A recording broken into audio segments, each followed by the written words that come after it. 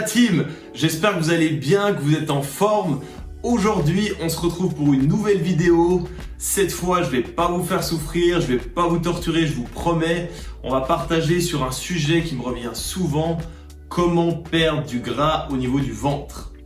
Le but de cette petite vidéo, c'est tout simplement de vous donner quelques conseils qui vont vous aider dans vos objectifs. Je vais vous donner un exemple qui va vous permettre de mieux comprendre comment fonctionne la perte de masse grasse. Si vous voulez prendre du muscle au niveau du biceps, il suffit tout simplement de manger des épinards 2-3 fois par jour et au bout de quelques mois, vous allez ressembler plus ou moins à Popeye. Non, je déconne.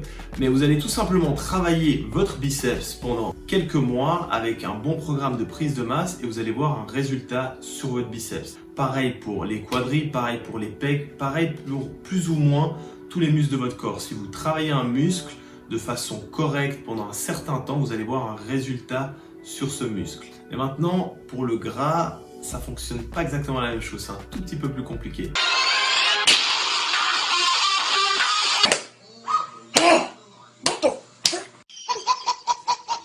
Je vais vous donner un exemple. Si vous voulez brûler la graisse que vous avez au niveau du ventre, vous pouvez faire des abdos tous les jours, c'est pas pour autant qu'elle va disparaître. Parce que en faisant des abdos, vous allez travailler musculairement, c'est-à-dire qu'au niveau de votre ceinture abdominale, vous allez être plus fort, plus résistant, mais ça ne veut pas dire que vous allez être plus fit, ça ne veut pas dire que vos abdos ils vont être visibles, parce que s'il y a du gras dessus, il ne va pas disparaître par magie. Donc malheureusement, on ne peut pas cibler la perte de masse grasse.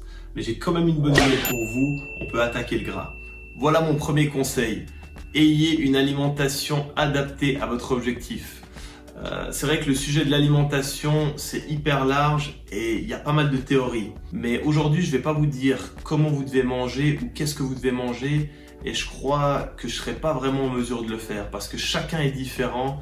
Et vous savez, ce que j'ai constaté avec mes clients et ceux qui ont eu les plus belles transformations, c'est que il n'y a pas une méthode miracle. Certains utilisaient le régime keto, d'autres ont utilisé le jeûne intermittent, certains étaient végétariens.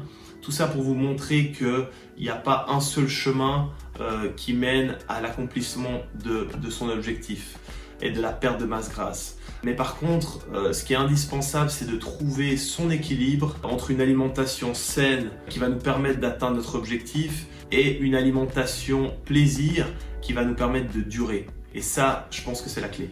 Pour résumer, vous devez vraiment trouver une alimentation qui vous convient à vous, pas être frustré, avoir du plaisir et mettre toutes les chances de votre côté pour atteindre votre objectif.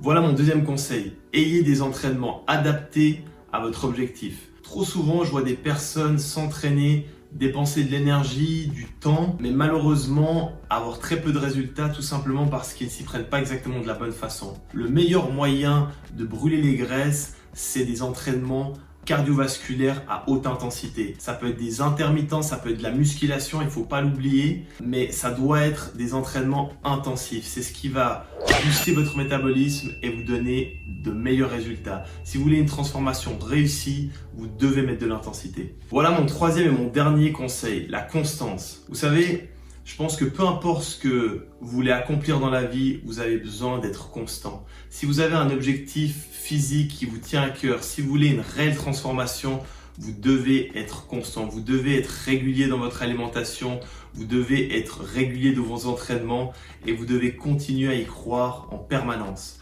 Vous savez, vous avez meilleur temps de vous entraîner 2 fois par semaine, mais de tenir sur une année, que de vous dire « Allez, je m'entraîne tous les jours, mais de tenir 3 semaines. » Parce que malheureusement, c'est souvent ce qu'on fait. On commence fort, mais on ne termine pas la course.